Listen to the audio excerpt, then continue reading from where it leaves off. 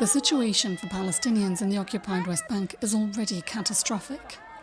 And now, because the Israeli government refuses to relinquish $5 billion worth of tax revenues it owes to the Palestinian Authority, they're running out of money. For nearly 3 years, we've been getting a percentage of our salary, some months 70, some months 60%. For example, this month they informed us that we will get 50% tomorrow. Since last November, we're only been taking like 50% of our salaries. It's been a miserable financial situation. Think about a country importing all basic commodities and collecting taxes before they are sold to the market.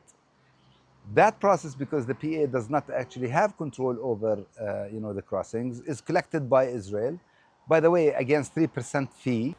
These tax revenues, taken from both goods and services, make up around 70% of the Palestinian Authority's annual income. As agreed upon via the Paris Protocol of 1994, all revenues from taxes on imports from countries other than Israel that come through Israeli crossings must be transferred to the Palestinian Authority within 6 working days. The PA also sends part of those tax revenues to Gaza.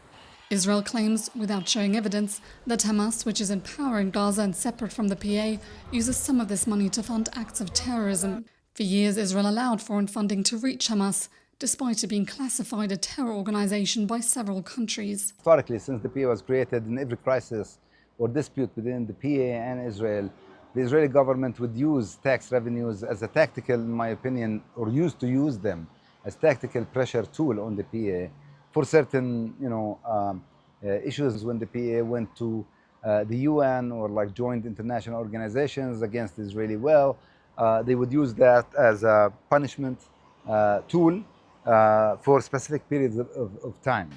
In response to Hamas's attacks on Israel on October 7, 2023, Israel's Finance Minister Bezalel Smotrich first reduced the transfer of tax revenues to the PA, even though it's a separate governing body, and Hamas in Gaza is its political rival.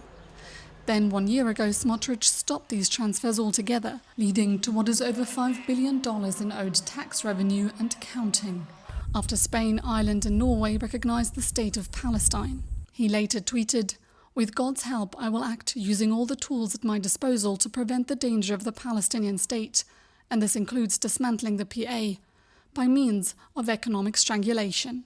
In the meantime, the PA, the West Bank's largest employer, now owes its 190,000 workers the equivalent of over a year's unpaid wages. Last month, everyone from ministers to janitors received a flat payment of around $400. Many primary health clinics are operating 1 day a week. It's the worst situation in the health ministry's history. We're facing the near collapse of the health system. Schools are on reduced hours. When you don't have a regular education process, when you have only 3 days to come to school and get your education, that will not be enough for a good education. And that's the reality for those technically with jobs. The unemployment rate in the occupied West Bank among Palestinians over the age of 15 shows that joblessness there applies to nearly 1/3 of the population. Part of that includes the roughly 130,000 workers without access to jobs in Israel. We asked the spokesperson for Israeli Finance Minister Bezalel Smotrich what the total sum of withheld Palestinian tax revenues was, where it was being held and why. Smotrich's team declined to give further details on the total number and whereabouts of the withheld funds, but responded by saying, "The PA remains the enemy that sets the wheels of terror in Judea and Samaria in motion. We will not continue to provide life support to a body that educates for and finances our destruction."